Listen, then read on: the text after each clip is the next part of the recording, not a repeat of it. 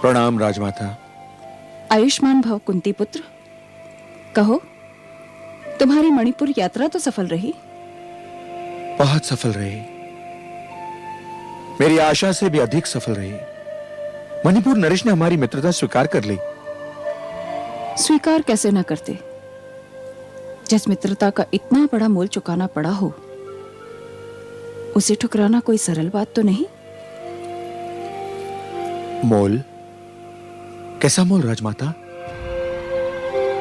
क्या ये मोल कुछ कम नहीं कि मणिपुर की मित्रता पाने के लिए तुम्हें मणिपुर की राजकुमारी से विवाह करना पड़ा?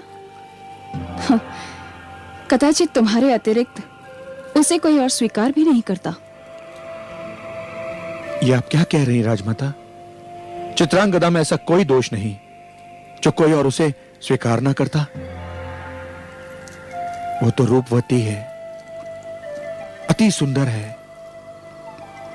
उसका रूप और सौंदर्य चंद्रमा की भांति है, जो देखने में बहुत चमकीला और शीतल होता है, परंतु उसमें भी कहीं एक धब्बा होता है। राजमाता, मुझे लगता है कि एक चित्रांगदा के विषय में आपको अधिक ज्ञान नहीं है। वो केवल एक रूपवती सुंदरी ही नहीं, एक प्रेमिका, एक निष्ठावंत पत्नी भी है। क्यों नहीं? ऐसी स्त्री के प्रेम और निष्ठा पर भला कौन विश्वास नहीं करेगा, जो बीच सुहागरात अपने पति को छोड़कर चली जाए। आपको कैसे पता चला कि चित्रांगदा मुझे छोड़ के चली गई थी?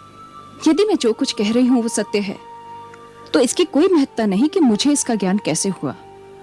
सूचना सच्ची है तो सूचना का साधन कोई अर्थ नहीं रखता। आप मेरी पत्नी के विषय में कुछ कह रही हैं राजमाता, और जो कुछ भी आप कह रही हैं उससे मेरी पत्नी के प्रेम और निष्ठा पर ही नहीं, उसके चरित्र के प्रति भी संदेह टपक रहा है।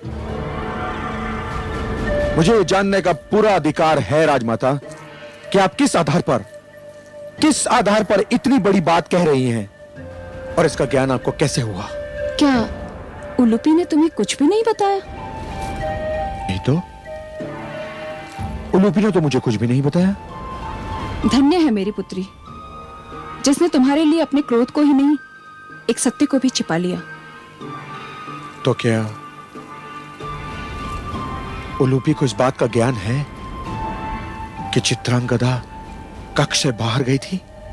अवश्य है। तो उसने मुझे बताया क्यों नहीं? इसलिए नहीं बताया कि वो तुम्हें बहुत प्रेम करती है और तुम्हारे मन को चोट ना लगे, इसलिए वो बात छिपा गई।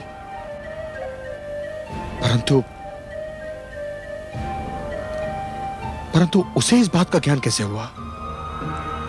ये तो मुझे नहीं पता, किंतु वो स्वयं भी इस विषय पर मुझसे कोई बात करना नहीं चाहती थी।